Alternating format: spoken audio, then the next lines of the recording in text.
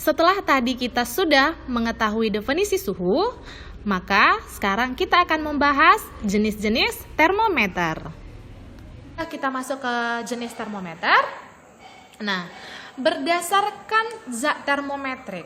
Zat termometrik itu artinya zat cair pengisi termometer. Nah, zat cair pengisi termometer ada dua, biasanya diisi dengan alkohol dan raksa. Nah, alkohol dan raksa ini memiliki kelebihan dan kekurangan. Mari kita lihat apa kelebihannya dan kekurangannya ya. Nah, ini yang pertama kita bahas raksa dulu. Kelebihannya yang pertama peka terhadap perubahan suhu, pemuaiannya teratur, tidak membasahi dinding kaca, memiliki titik didih tinggi mencapai 357 derajat Celcius, warnanya mengkilap sehingga mudah dilihat.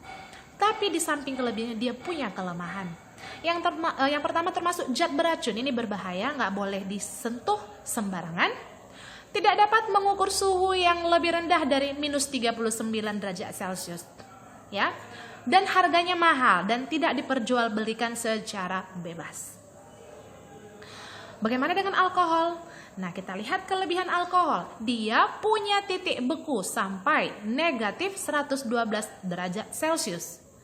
Peka terhadap perubahan suhu dan harganya murah. Kekurangannya, alkohol hanya bisa mengukur sampai suhu setinggi 78 derajat Celcius.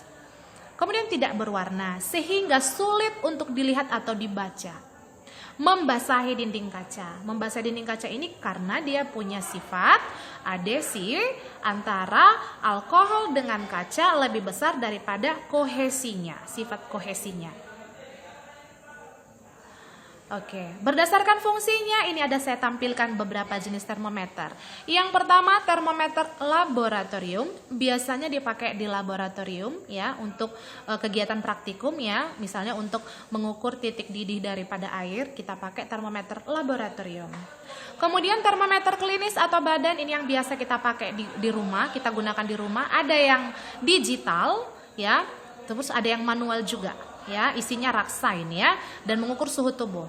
Kemudian ada termometer bimetal. Bimetal itu adalah dua logam yang dikeling menjadi satu, ya, yang berbeda koefisien muai. Nah, kalau misalnya termometer bimetal ini ketika dia kena panas nanti ada konsepnya. Kita akan belajar itu pada pemuaian nanti. Nah, termometer bimetal ini biasa dipakai untuk mengukur suhu logam bisa, atau bisa juga dipakai di oven ya, pemanggangan.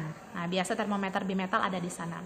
Kemudian termometer kristal cair ini juga bisa mengukur suhu tubuh ya. Biasanya ini diletakkan di dahi ya, termometer kristal cair. Kemudian termometer maksimum minimum Six Bellani. Ini termometer maksimum minimum Six Bellani ini berbentuk huruf U ya, dan dia memiliki dua skala suhu ya. Dia bisa mengukur suhu tinggi dan mengukur suhu rendah. Jadi maksimum dia. Kalau suhu maksimum dia terukur pada siang hari, suhu minimum dia terukur pada malam hari. Biasanya ini digunakan di rumah kaca. Ya, di rumah kaca. Oke, yang terakhir itu termometer ruangan atau termometer dinding, biasa ditempelkan di dinding untuk mengukur suhu ruangan. Itulah beberapa termometer yang Ibu sajikan berdasarkan fungsinya.